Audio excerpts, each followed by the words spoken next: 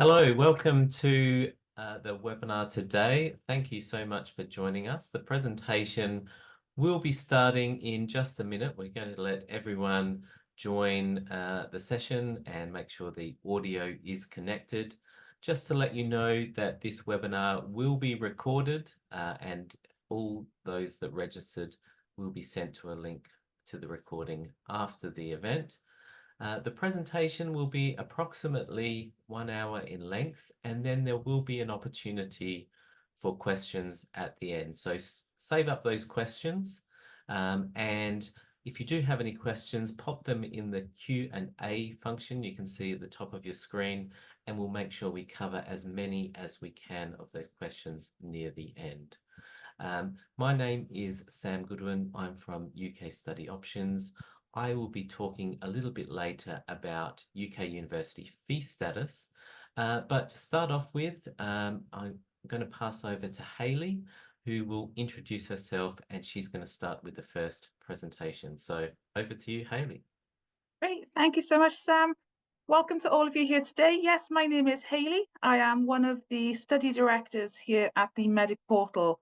What that means is I'm one of the senior advisors, essentially, helping students to convert their dreams of becoming a doctor here in the UK into a reality.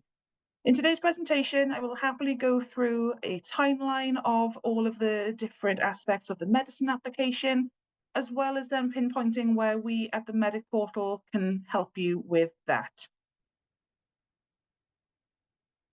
So here is just information about our website. Please feel free to take a note of this and have a look at our plethora of free resources that we have available, and I'll show you some of those in just a moment.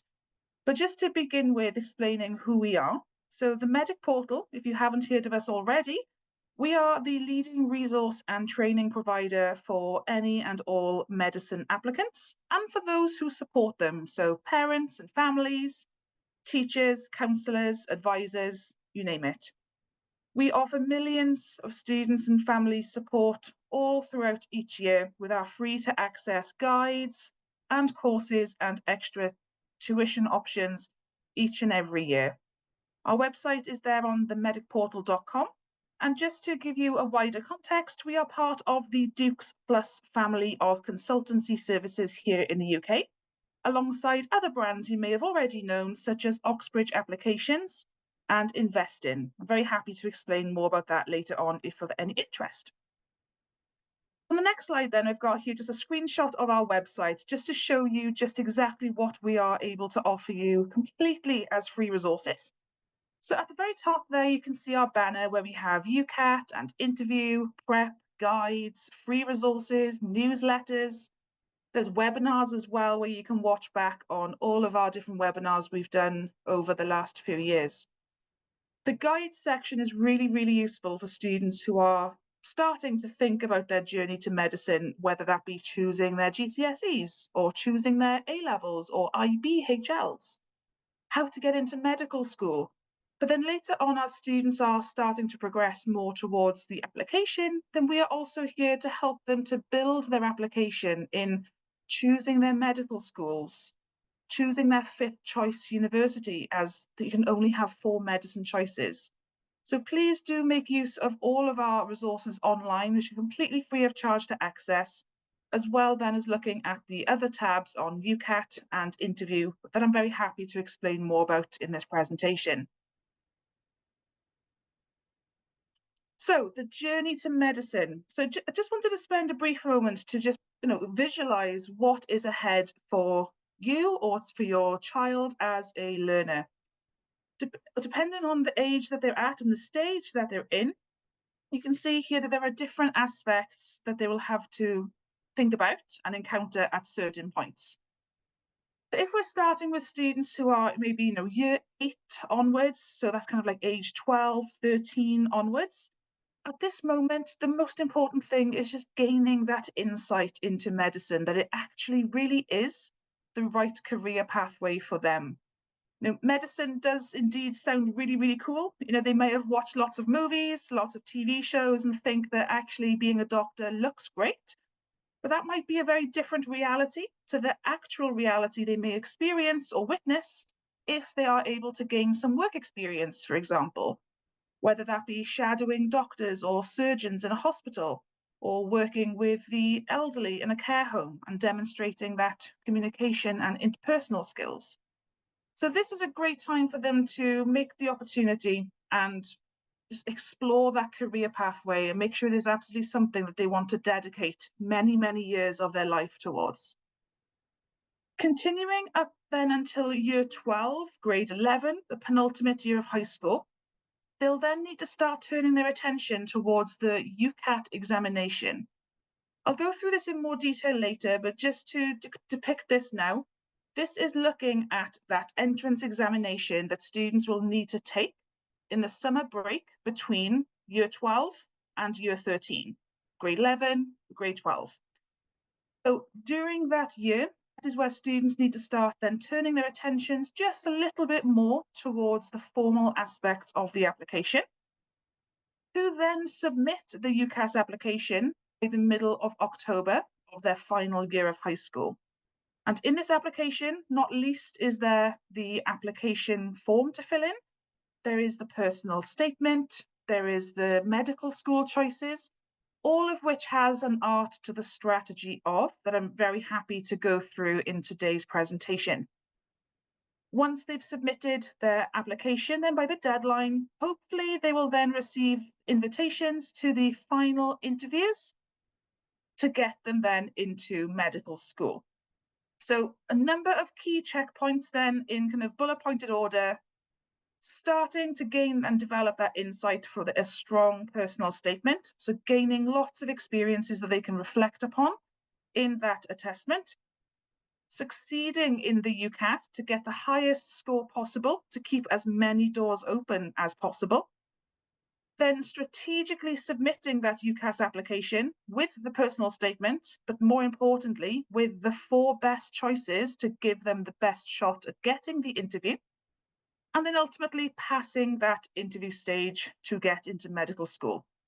So really, we look at this into 2 different key stages or steps. Step 1 is looking at getting that interview in hand. And there is an entire application strategy to just get through step 1 first. And then we have step 2, which is securing that offer. So just a little bit about the earlier parts then. So thinking about this insight development with the key aspect then of writing this personal statement.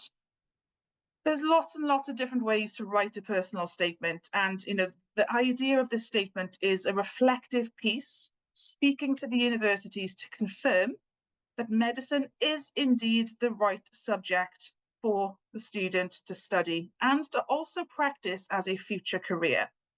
So I quite like to separate the different personal statement strategies into one simple skeleton structure, thinking of 3 keywords, starting with motivation. So students really need to make quite clear in the personal statement their exact reason for wanting to study medicine. Now, I've seen lots and lots of different options here, some of which talking about those TV shows that they've watched, some of them saying that since they were a young child, they've always wanted to be a doctor. They can come across sometimes as a bit not original. So I would definitely make sure the students are looking at insight development to really give a clear example about what interaction or experience or anecdote that they have had from their own personal experiences led them to this particular point in their life of choosing to become a doctor. In going then into the exploration mode, this is where they can go into even further detail about a variety of things that they have been doing. Not only then should this be, them explaining what they've done, but really go into detail about reflecting on what they learned from that particular experience as well.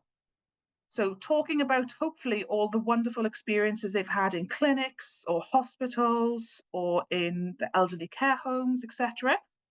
But then starting to make the connection to the skills that they have developed in doing so, or lessons they've learned, or appraisals they've gained of the healthcare system with which they would like to work. And then moving then into the third aspect of reflection being the suitability of them to that particular program. So now that they have done a variety of these experiences, how can they conclude and prove that they are indeed a great fit for medicine? Or namely, how have they already been showing and honing the skills required of a future doctor? So looking at those three things in turn will help to hopefully create a really great skeletal base for students to be able to demonstrate exactly what the universities are looking for. I just wanted to give you some ideas today to help you to think about the types of exploration that students can be doing. I already mentioned work experience, so just to recap that, hospitals, clinics, GP surgeries, all of which are great opportunities. The one thing I'd say about these also is that quite a lot of times the clinical exposure might be more shadowing than interactive, which is great. But remember, the personal statement needs to prove the student or the applicant's suitability to become a doctor. So in talking lots and lots about what they've seen in other staff members, isn't necessarily going to prove their own skill development.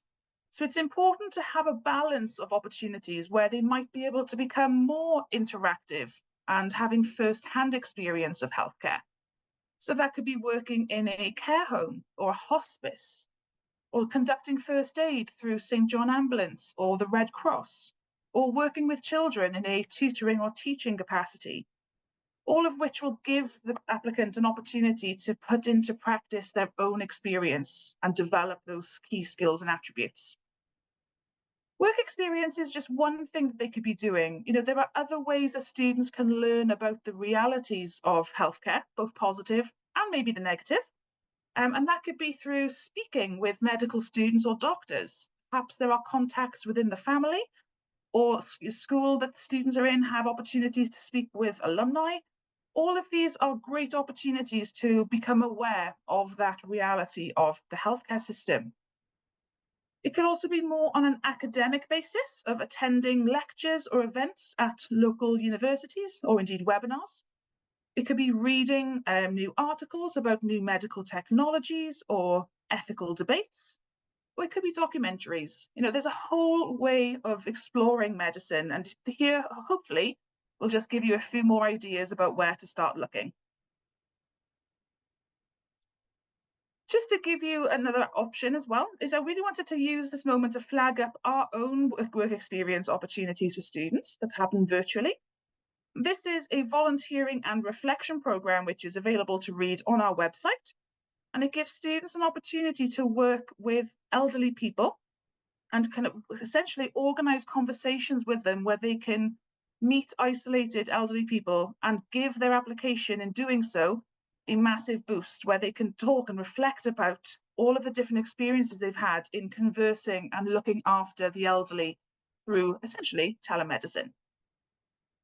And then the next experience we have is then with our sister brand within Dukes Plus that I mentioned at the beginning, called Invest in Education. And these are wonderful opportunities to have first-hand experiences here in London, or sometimes virtually as well. We have one called the Young Doctor Summer Experience, which has just finished this summer, but it certainly will be available next summer, where students can come to the UK for 2 weeks and undertake medical work experience in teaching hospitals and medical universities here in London, and have truly hands-on experience of what it's like to study and work as a doctor. So very happy to take any questions about that at the end. I've also provided my email address at the end as well. So very, very happy to talk about this in more detail, should it be of any interest to anyone here. So we've gone through the insight part, that early part of the timeline. So now we'll turn our attention to what the students in year 12, grade 11, the penultimate year of high school need to be thinking about, which is the UCAT examination. This stands for the University Clinical Aptitude Test and is required by almost all medical schools here in the UK. There are some exceptions. At the moment, notably Buckingham University and UCLan University for international students only. Otherwise, all other medical schools now require the UCAT because the BMAT has now been discontinued. So universities that previously used that, such as Oxford, Cambridge, Imperial, UCL, etc., now all use the UCAT examination. This is a 2-hour computerized test that happens in test centers all across the country, in over 100 countries. There is not one identical test to the other because it's a bank of random questions that each student will be given random access to as part of their examination. It needs to be sat between normally early mid-July and nearly the end of September, but students critically only have one chance to sit the test per year. So there is no opportunity of resitting to get a higher score. It's one chance and one chance only. So it really, really is important that when students do register independently, they book for the test at a date and time that is genuinely a feasible and suitable timeline in terms of their preparation. And I'll be going through some of the questions in this test in a moment, but just to depict that this is very much an exam that is nothing like what students are doing in high school. So it's not testing chemistry or biology knowledge. It is looking at 5 key sections you'll see here in this circle. So it targets verbal reasoning, decision-making, quantitative reasoning, abstract reasoning, and situational judgment. So 4 of the components, excluding situational judgment, are deemed the cognitive components. Essentially, it's more similar to an IQ test than it is a high school curriculum test. And then situational judgment is about putting oneself in the shoes of a particular healthcare professional and wanting to see how they would respond in that situation. So this is where the Medic Portal can come in to really help students to calibrate and prepare for this examination, which is probably nothing like they have ever seen before. But I thought I'd take a moment here this afternoon, to go through some examples just to make yourselves aware of what might it involve. As I mentioned, there are 5 sections in total, each of which have very different timings. It's quite common that students have certainly no longer than a minute per question item, but that's broken down into multiple questions. So I would say typically each question may have maybe 20 to 30 seconds maximum to answer it in. So it's a really, really challenging exam. Okay, next slide, please, Sam. Thank you. Okay, so let's just take a moment to have a little bit of fun and have a look at what a verbal reasoning example looks like. This, frankly, is the section that students do struggle with the most than the others. It really is designed to test a student's ability to read and comprehend quite complex information quickly. The passages are unpredictable, so you can't prepare for them, but with common tricks and the different techniques that we can then give through the Medic Portal, these can make the reading much, much quicker and easier, and then an ability to avoid the red herrings also. So I'll just give you maybe just under a minute to have a quick read of this example text. This is one question. You'll see that there is a question in regards to the right-hand side, but there's a text in which we need to find the information to most accurately answer that question. So please just take a moment yourselves to have a think, and I'll go through the answer in just a moment.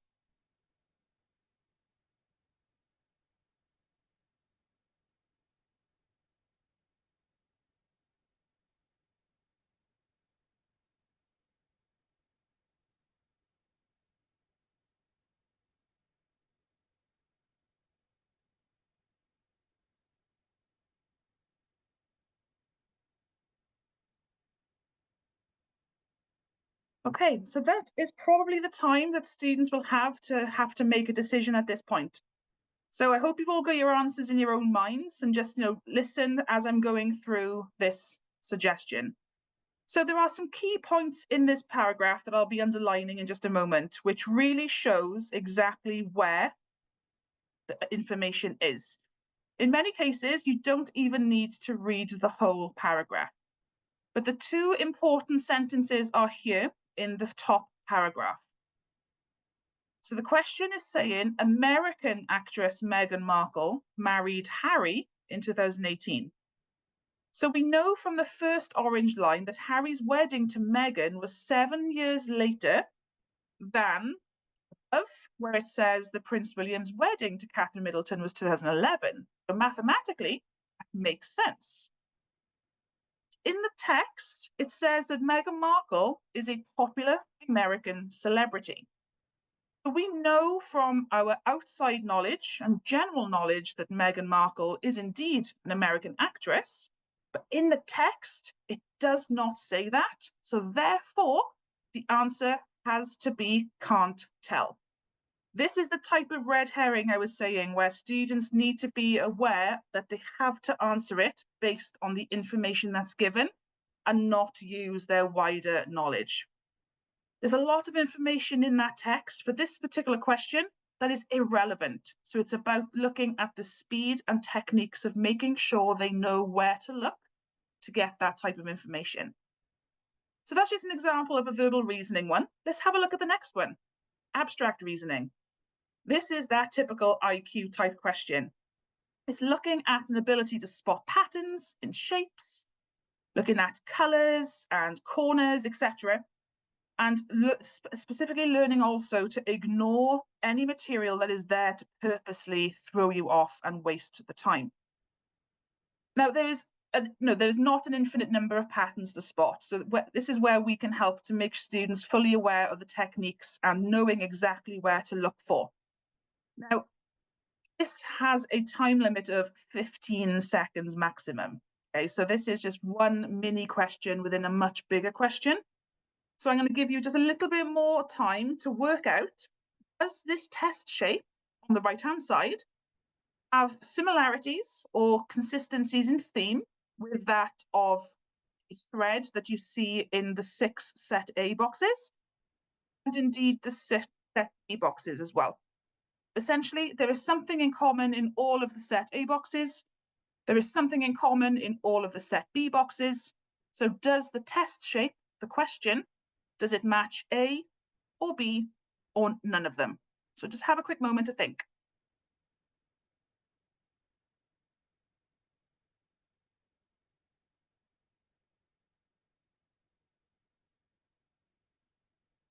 Okay, so it's a very, very quick one. If I just put up some circles on the screen, hopefully it might just draw your attention to some common themes. So in set A, you can see there is always a triangle in some orientation in the bottom left corner of that square. In set B, there is always a quadrilateral, a four-sided shape of any shape in the top left corner. So in the test shape, we can see that there is one common thread in particular. There is a triangle in the bottom left. So therefore, the test shape must follow set A. So a little bit tricky, but when you know what to look for, the type of pattern here, which is position in that square, it'll make this a much easier examination. And quite often, I have seen students go from this being amongst the lower scoring section to almost full marks just by using our help. Let's take one more example just for a bit of fun. So we have situational judgment. This is where we'll assess your capacity to understand the real world situations by putting yourself in the shoes of a healthcare professional that's given as the question, and is looking for students to be able to demonstrate some of the key skills and attributes that they would like to see in learners. So if we take the question just on the next part of the slide here, so you can see that as part of his first hospital placement, Todd is preparing to observe his first surgical procedure. He's feeling sick with dread and nerves, but just knows that he needs to get over it at some point. A nurse then tells Todd that they'll be beginning in 5 minutes. So what students need to do is to assess the appropriateness of the following response that Todd might do. So how appropriate is it that Todd would tell the nurse how he is feeling and ask for her opinion? So students need to grade it as a very appropriate, appropriate, inappropriate, or very inappropriate thing to do. In this situation, it is a very appropriate thing to do because, of course, that could cause further risks in the surgery theatre if he does indeed faint or vomit. But also it is completely normal, and students should feel empowered to speak about how they are feeling to their colleagues. So very appropriate. So that was just a little bit of fun before we move on into the next section then, which is about how the UCAT is really important in the application process. And I'd love to spend the next maybe 5 minutes to go through this with you all to just depict how this plays that role in the selection process. So each medical school will have their own policies about how the UCAT is used in regards to selecting in that step one, getting to the interview stage. Some have a very high emphasis on score, where they exclusively rank applicants by UCAT score alone, maybe before they've even read their personal statement or reference letter from the school. And you can then see it goes down then in emphasis. So some might then allocate points for scores alongside their GCSE or IB results, for example. Others may apply a cutoff score, and that is all. There's anything above that cutoff score does not matter. They just then get passed on to the academic sift. Some might look at scores for borderline cases. So if having to choose between students for interview and that they're equal on all other regards, only then is UCAT used. In like some places, they don't look at the score. They have to sit the test. As long as you meet a minimum threshold, the rest of it does not matter. So this is where strategy is really important, because if students have a high score, it can open up almost all UCAT university. But where students maybe have an average or lower score, that is where strategy is super important. So let's go to the next slide and have another look. So here are some examples then. So we have Imperial, which is a London-based university, so a very popular destination. They are a new UCAT school for this year. They previously were BMAT, but they have categorically said, and I've lifted this from this website, students who meet the academic threshold, so namely A star AA, are then ranked on their UCAT scores. So it does not matter how many A stars a student may have over that minimum threshold. What matters next is their UCAT positioning compared to the rest of the applicants. So there is no cutoff score that we know. It all depends on the number of students who apply this year and the scores that they all provide, and then a cutoff point will be determined, basically filling the number of interview spots that they have available. So Imperial is what we call a very high emphasis university, where students who are achieving the highest UCAT scores may well have the best opportunities to get into interview. Then we have Queen Mary next. And this is still an important aspect, but it's in combination with something different. So we have 50% based on the UCAT ranking, higher the better, 50% on predicted grades for their A-levels or for their IBs or similar. And this is converted into UCAS tariff points. So if students have courses like grade 6 or above in a music or drama qualification or the extended project, that also counts. So students who typically apply to Queen Mary must have a high UCAT, but also a high number of A-levels, IB-SLs, and maybe even extra qualifications to make them a competitive applicant. Let's go to Birmingham next. Now, Birmingham looks at the UCAT, but with a lower proportion. So the UCAT is worth 40% of the decision to invite to interview. But looking at GCSEs or equivalent is then almost half of the remaining points as well. So that counts at 45%, where they give points allocated to the number of grades that a student has received, in this case, in the top 7 GCSEs, including English, math, and sciences.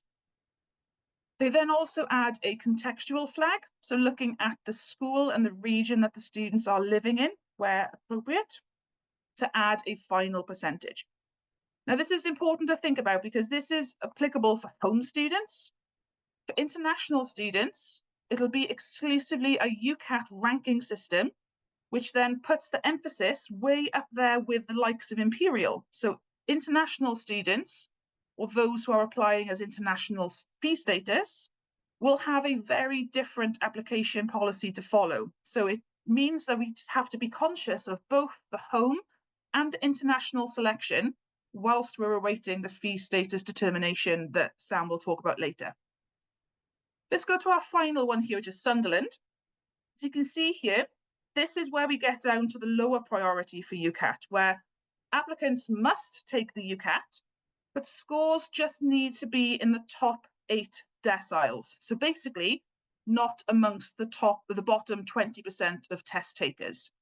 So as long as their results are in this 80% and their situational judgment section is in the top 3 out of 4 bands, then their application will continue. So this is basically a gradation if I wanted to try and depict essentially an arrow downwards of really high emphasis, middle emphasis, and lower emphasis. And just really hope to remind you that knowing each university's selection policy and being strategic in knowing where to apply to based on an academic profile and the UCAT results can truly make the difference between getting an interview and not getting an interview. And this is where the Medic Portal and people like myself and my colleagues meet with students every single year to go through this data and help students to make the most logical choices to get that interview.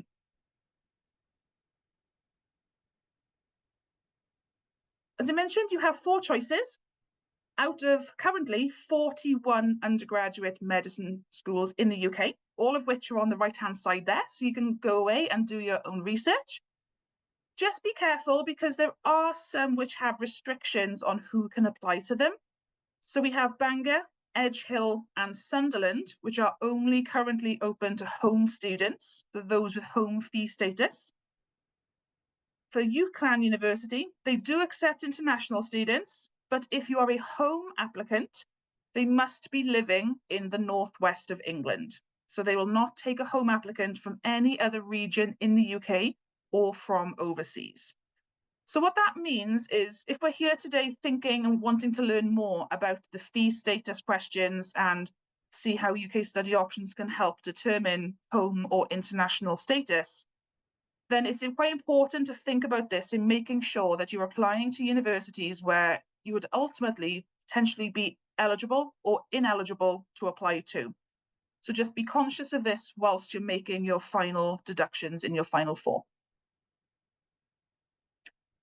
So just moving on to finish then, just to recap everything that I have mentioned today. This is where we at the Medic Portal are here to help you to convert this aspiration to become a doctor into that reality. We can certainly start off with those private consultations that I mentioned where we can have a meeting with an expert advisor for 60 minutes to talk about perhaps the strengths and areas for improvement in the application. If the student is a little bit younger and is at the point of choosing their GCSEs or choosing their A-levels or IBHLs, then we're very much there and willing to give guidance on that. Certainly choosing the medical schools to optimize that chance of getting to the interview stages, but also the differences of each university and the style of learning and teaching that the student will receive and how that might want to make a very big difference and is indeed a personal factor. Specific guidance then to improve their application and likelihood of success in converting that to an offer. And then looking then at a comprehensive and tailored strategy moving forward, including all of the above, plus personal statement insights, mock UCAT tests and feedback on that, and then future interview practice and so on. So I'm very happy to take questions or to go through any questions I have in email on that. The next part then is our UCAT courses and tuition. So we have a number of UCAT options available for you should you want to have some extra help in advance. And that will be looking at some potentially a one-day masterclass or UCAT tuition on a one-to-one basis if students would rather not join a group class. We also have online resources and question banks as well. So I'm very, very happy to take any questions by email or by chat today to go through any of those in more detail. And then the next thing then is our Premier service that I would be very happy to spend some time individually with all of you should you be interested in our bigger comprehensive package, which covers almost all angles of the medicine application process, looking at personal statement, academic mentoring, UCAT selection, UCAT test preparation and tuition, interview practice, supervision and tutorial practice if they're considering Oxbridge, and much, much more. So lots and lots of support here available from the Medic Portal. I'd encourage all of you to reach out to me individually. I've put my email there on that slide there. I'm happy to take some kind of general questions today that might be useful for all, but please just do reach out individually and I'd be very, very happy to help.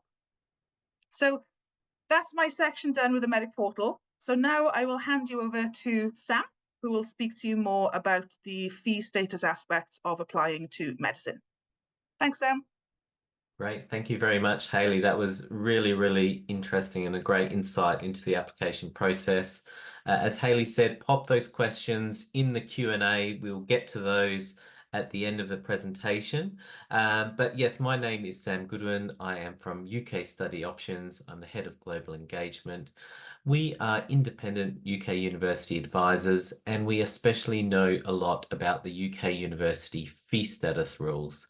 We have been supporting families from all over the world in their application to university to make sure they can achieve that crucial home fee status. And as we've seen in the presentation so far, that could be really crucial for when you are applying to a medical degree in the UK. So we're going to start off with today some myths, some fee status myths. You may have heard these from other people, people in your school, people in your class. You may have seen information online, but it's really important to separate the myths from the facts so that you don't make any errors or make any assumptions that could be wrong when it comes to your own fee status case. So the myth number one, a British passport gets you home fees. This is not true on its own. It is not the case that a British passport is a guarantee of home fee status. There are other requirements that universities are going to check to see if they can justify giving you home fee status. And we're going to talk about all of these later on in the presentation. Myth number two, you have to live in the UK for 3 years to get home fees. This is a common misunderstanding, and it's understandable why you might think this because of how the fee status rules are written, but it is not the case, and we do support families living outside of the UK to show how they are still eligible for home fees for the UK university application. The rules actually talk about ordinary residents, and we'll explain more about that in the presentation. You can change to home fees if you become eligible during your degree. This is not the case for the vast majority of people starting a course in the UK, and especially if you are a British passport holder, an Irish passport holder, if you are already a British citizen, the fee status that you are given when you start your course will be the fee status that you will have in the remaining years of your course. The rules specifically say the eligibility requirements must be met on that first day of the first academic year of your course. So you can't acquire or obtain eligibility during your degree. So really crucial when you get that offer from the university to check the fees that they are giving you. If they are giving you overseas tuition fees, it's really important to challenge and to appeal that decision before you accept the offer and before you start the course. The next myth, Our friends got home fees, we're similar situation to them, so we'll be fine. Again, another one I hear a lot. You would think this is a reasonable assumption to make, but it's not a safe assumption. Your fee status case will be unique to you, and there are many, many factors which means your outcome could be different to anyone else you know.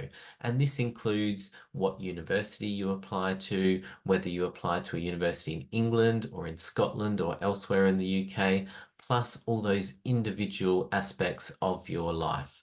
So universities are going to look at all of this, and so don't make any assumptions about your chances because they could be wrong and you could then be in a really difficult position when it comes to getting home fees. And finally, the last myth, we don't have to worry about fee status until the UCAS application. I really want to debunk this myth today. As you've heard from Hayley, there's a lot of planning and preparation when it comes to applying to a medical degree, and that is exactly the same when it comes to fee status. Your life and your circumstances will be assessed over that 3-year period before the course starts. So you need to plan and prepare for this very early indeed. If you leave it until the time when you apply to university, you could have lost your chance to achieve home fees and build and strengthen your case to be given home fees from the university. So really, really important there. So let's look at fee status and what that means when it comes to university in the UK. So each university do need to distinguish between home fee payers and overseas fee paying students on their course. And this is because for each home student that enrolls on their course, they are receiving government funding that helps subsidize the cost of delivering the course to those students. However, there is no government funding available for overseas fee-paying students. So universities will set tuition fees that will cover the full cost of delivering the course to those students. However, for home fee students, the government funding means that the tuition fees are capped, currently around £9,000 per year. And that means that whatever course and whatever university you apply to as a home fee paying student, you won't be paying more than that capped amount. And that does include medical courses as well. So for every application that they receive, universities will be undertaking a fee status assessment to make sure they charge the correct amount of tuition fees to all the applicants on their courses. For many people, this is done in the background. You may not know it is happening, but if you live overseas, if you're a British expatriate family, it is likely that universities are going to contact you. They're going to ask you for more questions. They're going to ask you for evidence. You may have to fill in complicated questionnaire forms to help them understand your circumstances and make that decision. So each university has been given the autonomy to make the final decision on the fee status of those students enrolling at their university. And this means that with over 200 universities in the UK, some are stricter than others and have tougher interpretations of the rules when it comes to awarding home fee status. And that can affect your chances at particular universities on whether you'll be assessed for the lower home tuition fees. Also, we know that your fee status can have an impact on the admissions process. We have seen that with the information that Hayley has presented, that you can have different entry requirements if you are a home student compared to an overseas student. And we'll look at how this particularly affects medical degrees later on in the presentation also. So the university fee status rules are set by the government under the devolved arrangement. So there are different rules in each of the UK nations. So England, Scotland, Northern Ireland and Wales each have a different set of rules. So if you apply in England, it might be possible for you to meet the requirements for home fees in England. But if you apply to a Scottish university, there are a different set of rules, and your fee status eligibility could be different under those rules. So that is really important to keep in mind when you are looking at the universities you're applying to and preparing for the application. The problem with the university fee status rules are that they are very complex, they are very technical, and there is a lot of grey area in the rules where universities have to use their own discretion and make their own judgments, especially when it comes to expatriate cases, which are often considered to be on the borderline when it comes to whether or not you will fit into a home fee category. And this means that it is quite legitimate that two universities looking at the same case could come to a different outcome. So one university may decide that you are a home fee payer, while another university could decide that you are an overseas fee paying student. And this is a very common problem that expatriate families face, and why you need assistance, you need that specialist advice to help you when you are making the application and presenting your case to universities. So what is the difference when it comes to home fees and overseas fees? So as overseas fee payers, you will pay anywhere between £336,000 and £384,000 in tuition fees for a UK degree. This is obviously a lot more than the capped amount that you will pay as a home student, which is that £9,000 each year for the duration of your degree. So it is really important to keep that in mind. Each university is setting their own prices for overseas fee-paying students on their courses. And as well as paying these much higher tuition fees, it is unlikely you'll be eligible for student finance. These are reserved for home students, so you are not able to get that student loan from the government to help with the costs of the tuition fees and your living costs while you are studying your course in the UK. Now, there is a wider context to fee status as well, and I wanted to make you aware of this because all of these factors will play a part in how your case is assessed by universities and your chances of getting that home offer. I'm not going to spend much time on this because this is also changing all the time. And with a new government in the UK, it's quite possible that this may change in future years also. So do keep this in mind. It is very much a political and economic issue. There are very high levels of student debt in the UK at the moment. The UK government really wants to reduce the amount of student loan debt that is unpaid by students. And universities are also facing financial pressure. They have been complaining for many years that the funding that they receive from the government for their home students is not enough to cover the cost of delivering the course to the student. And that is very concerning because universities are essentially saying that they are making a loss on every student that they enroll on every home student they enroll on their course. They are making a loss.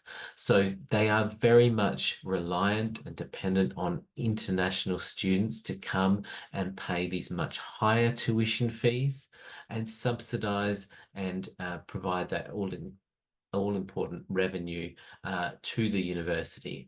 But the universities are facing real headwinds in increasing the number of international students. Recent policies from the previous government meant that the UK was a much less attractive proposition for international students to come and study their course with restrictions on family members that can come and stay with them while they are studying. So universities are looking at a drop in their international student numbers, and this could mean that when it comes to the borderline cases of British nationals living overseas, they could take a tougher, stricter view in deciding whether or not to give the home fees, these lower fees, to reduce the revenue they're receiving. So all of these factors will play a part in the individual decisions that universities are making as well. So really important to keep that in mind and keep an eye out for any changes that might occur when it comes to higher education in the UK under the new government. But let's look at some illustrative examples now of what the difference is between a home fee payer and an overseas fee payer studying a medical degree. And first of all, we're going to look at English universities. So remember, there are different rules in each of the UK nations. So here we are looking at England and we're looking at the English rules. So to start with, if we look at tuition fees, you can see as a home student, you will pay £9,250 per year. And that is the capped amount that all home students pay, no matter what course, no matter what university that they study at. That is the most that you will pay. But on the right-hand side, you can see immediately that the tuition fees for overseas fee-paying students are much higher, up to £67,000 per year. So that up to is important. It indicates that there are universities that you can study a medical degree as an overseas fee-paying student for lower tuition fees. Remember that each university is setting their own fees for overseas fee-paying students. So you could find medical degrees where you could pay 40,000, 50,000, but currently the most expensive is £67,000 per year. That is at Cambridge University. And do remember, when you're studying medicine in the UK, do check the duration of the course. Medical degrees can be 5 years in length. At Cambridge, it's actually 6 years in length. So really important for budgeting purposes that you do check that to the universities you are applying for. So next, if we look at the student loan, a home student, as we discussed, is able to apply for student finance. You can get that student loan to assist with the tuition fees and your living costs.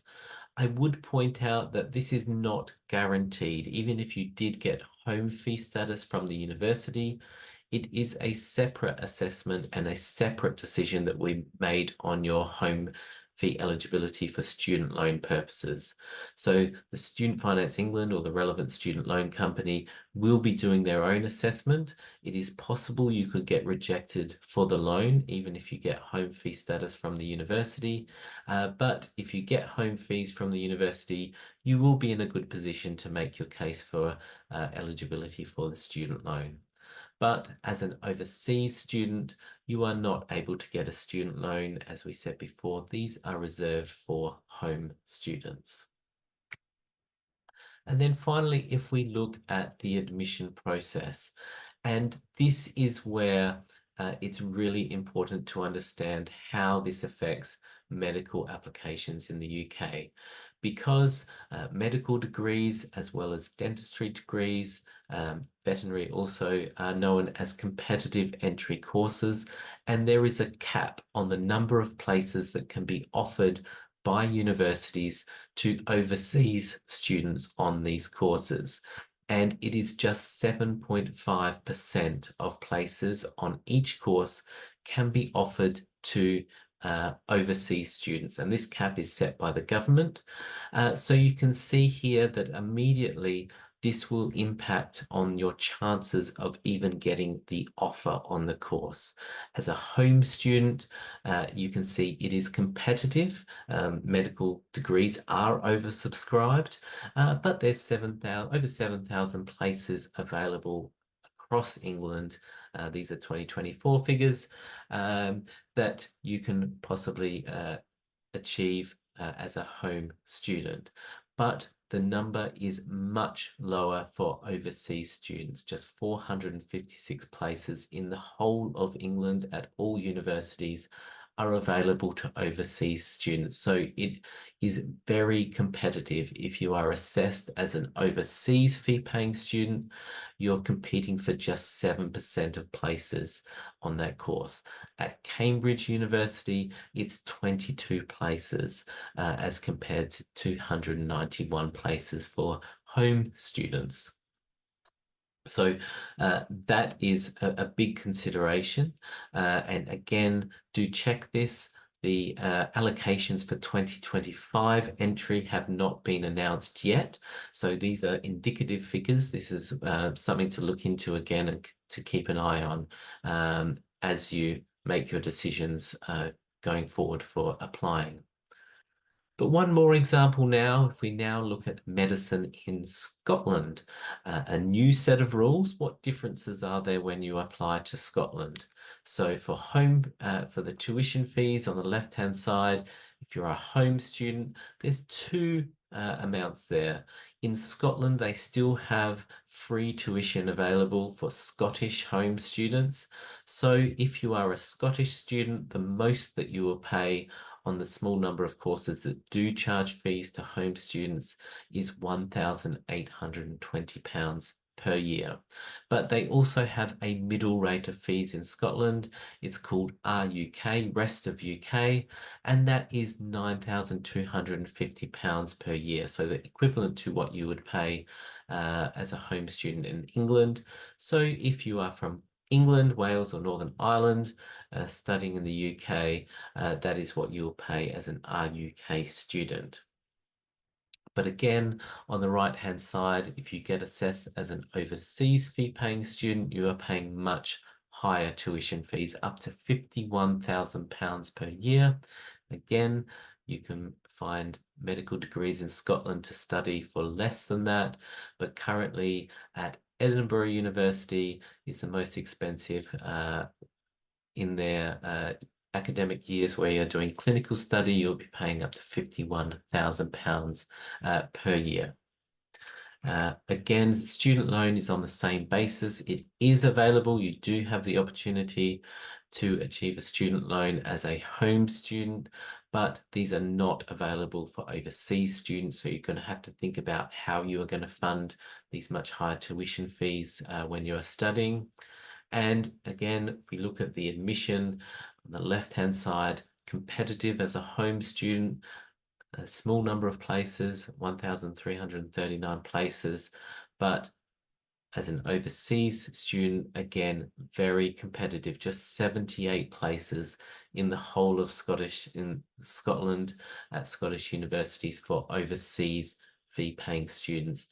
At Edinburgh University, again, 21 places as opposed to 245 places for home students. But let's look at the home fee rules now so you can understand how you can be eligible for home fee status when you apply. We are looking at the category here that is most relevant to British and Irish expatriate families.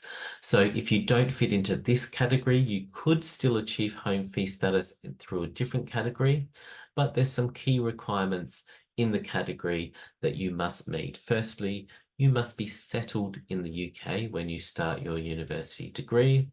Additionally, you must be ordinarily resident in the UK for that 3-year period before you start your course, or there are provisions in the rules that said if you are temporarily absent from the UK for some specific temporary employment, you still should get home fee status on that basis. So let's look at some of these key terms so we can understand them further. So what does settled mean? Settled means both ordinarily resident and having no restriction on the length of stay in the UK. So we're going to talk about ordinary residence next, but essentially this is an immigration requirement, having no restriction on the length of stay in the UK. So a British passport holder, an Irish passport holder has the potential to meet this. You never will have restrictions on entering and staying in the UK. But there's a wider groups that can meet this if you have indefinite leave to remain. If you have settled status under the EU settlement scheme, you also have the potential to show how you can be settled. But to do that, you must also be ordinarily resident. And this is the tricky bit. There is no definition of ordinary residence in the fee status rules. So this is an area where universities need to use their discretion and make their own judgment. Many will have their own specific policy on how they are going to assess ordinary residence, but an accepted definition of ordinary residence is having a regular, habitual mode of life in a particular place. And under the fee status rules, ordinary residence is always assessed over that 3-year period before the course starts. So you don't need to be living in the UK, but you do need to demonstrate to universities how you have this regular, habitual mode of life for them to be able to justify giving you home fees on that basis. But we also know that if you can't show this ordinary residence, you still should get home fees if you can demonstrate that you are only temporarily absent from the UK. So if you're temporarily working abroad, you will be treated as though you are ordinarily resident in the UK. So for instance, if you've been posted or seconded or assigned by your employer to work outside of the UK at an overseas office, if you can show that if it wasn't for that employment, you would be living in the UK at your ordinary home, then universities should consider whether to give you home fees on that basis. There's one final part of the rules that I wanted to alert you to, and that is the main purpose rule. And this particularly affects families who have a child in boarding school in the UK. And this rule says that the main purpose for residents in the UK must not have been to receive full-time education. If that is the case, then this does not count towards home fee status. So universities are going to look at this and apply this main purpose test. And if the parents are living outside of the UK, the child is going to boarding school in the UK, universities are likely to take the view that the main purpose for the child's residence in the UK is to attend school for full-time education. And there is legal precedent to say that the ordinary residence of the child remains with the parents. They are not independent. They are a minor. They are a child. They are dependent on their parents. So this is not a guarantee of home fee status, even if your child has been living and going to school in the UK for many years. It does not guarantee home fee status and is going to be very much a complicating factor of your case. So keep that in mind. You will still need to plan and prepare and show your eligibility outside of that residence in the UK. There's one quote here that I want to share with you, and this is from UKISA. And UKISA train all of the universities on how to assess fee status. And they say that you, as in the student, might have to persuade an institution that you meet this requirement. Really important to keep in mind. They are acknowledging here that universities have a really difficult job to interpret these very complex regulations and apply them to everyone's individual circumstances. So you can't assume that they are going to identify you as a home fee payer. You are going to need to know the rules, how you fit into the rules, and be prepared to persuade and convince universities that you should be given home fee status. So how can you prepare for this? What are some top tips for getting home fee status when applying to a UK university? So tip number one, consider your eligibility as early as possible. It needs to be a large part of your preparation and planning, like the UCAT test, like all the other things that Hayley talked about, preparing for applying to university. You need to do this well in advance of the application. Remember, your life will be assessed over 3 years before applying to university. Additionally, it's important to maintain an ordinary residence for 3 years before the course starts. So what does that mean in practical terms? Universities are going to be looking for a UK home base address, somewhere you can point to show that you do have this regular habitual lifestyle and it's available and accessible for you to use as your home. Secondly, they will be looking to see that you do make regular trips back each year to your UK home address and that this pattern of travel reflects that it is your ordinary home and that you go there often enough and for long enough to have this normal day-to-day life. And also you want to try and keep your absence temporary. So you want to avoid the impression that you've left the UK and you've cut all your ties from the UK and migrated permanently to another country. So if you have a work contract, a fixed term employment contract, or otherwise with an end date, that is going to be useful for you to show in the application process for your claims to home fee status. Do build your case and gather your evidence. Remember, you are applying to 5 different universities, 4 different medical schools. You may have to individually convince each of them of your home fee status and provide evidence to back up these claims. And do remember also that you can appeal against an overseas offer. So if you get that offer, that place on the course, and you are given overseas tuition fees, do make use of the appeals process that every university has. There is no one else going to do this for you. There's no oversight. There's no one checking that the decisions that universities are making are correct. That falls back on you to show how you understand the rules and can show that you are a home fee payer. And finally, do get personalized specialist advice. Don't make assumptions about your home fee eligibility. Don't rely on what others have told you and how they went when they applied to university. Your case is going to be different and your case is going to be individual. So you do need that specialist advice to make sure you're making the best application to universities. Excuse me. So, how can we help? What is our service to parents? We do offer a personalized specialist advice to help you maintain your home fee eligibility. And we know that with our support, this can mean you can save thousands or even hundreds of thousands of pounds in tuition fees, which can be the difference between home fees and overseas fees on a medical course. If you have more than one child applying to universities in the UK, the difference can be in the hundreds of thousands of pounds.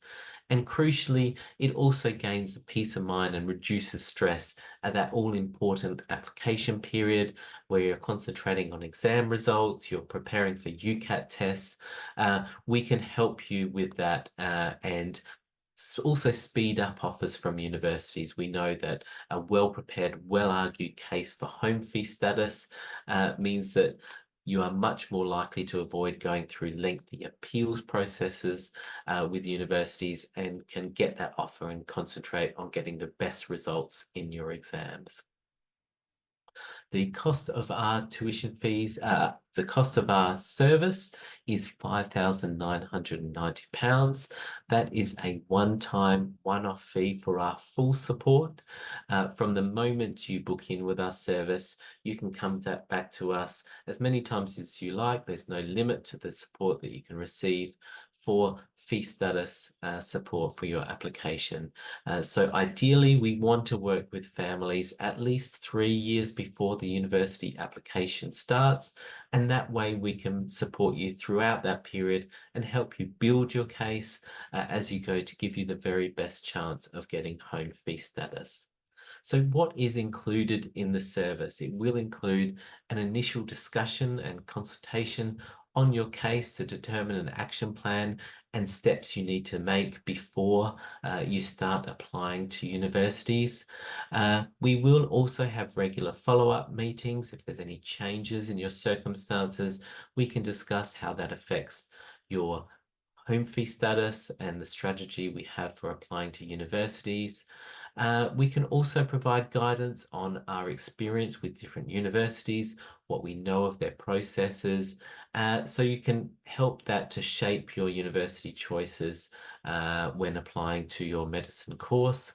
And then most importantly, after the application goes in, whenever you are contacted by universities, if you're asked to fill in forms, provide evidence, we will support you with all of that so you know that you're submitting the very best information to maximize your chances of achieving home fees. So very quickly, what makes us the experts? Why should you listen to me? Why should you consider booking in with our service? We do have extensive experience of university admissions. Myself and the whole team here at UK Study Options have worked for many years at UK universities, over 40 years combined experience in admissions and student recruitment, student funding and student finance. So we have that insider knowledge and we know the processes that universities undertake in this way. Most importantly, we are also fully trained on how to apply the fee status rules. I mentioned earlier UKISA, you can see their logo on the right hand side. They do train all the universities on how to assess fee status. We are members of UKISA and we sit alongside the universities in all of those training sessions. So our experience, our knowledge combined with the training that we receive means that we do have a very strong track record of success, and we support hundreds of families each year with the applications. So we are in a very unique position to see any changes, any trends in processes that universities are applying and the decisions they are making. And so that means we can update you, our customers, to again maximize the chances of success for your application. Some further credentials there and memberships. We do go and travel around and visit schools all around the world to support their students with their applications. So in terms of next steps, that QR code on the screen will take you to our website. We do have an online form that you can complete for a free review of your fee status case.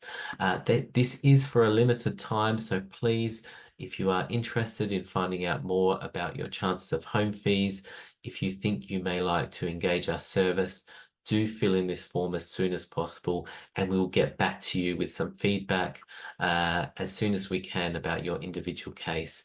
And if we believe that you have a legitimate case for home fees, we will invite you to book in with our service. Again, as Hayley said, very happy for you to contact me at any time with more questions. There's some contact details there.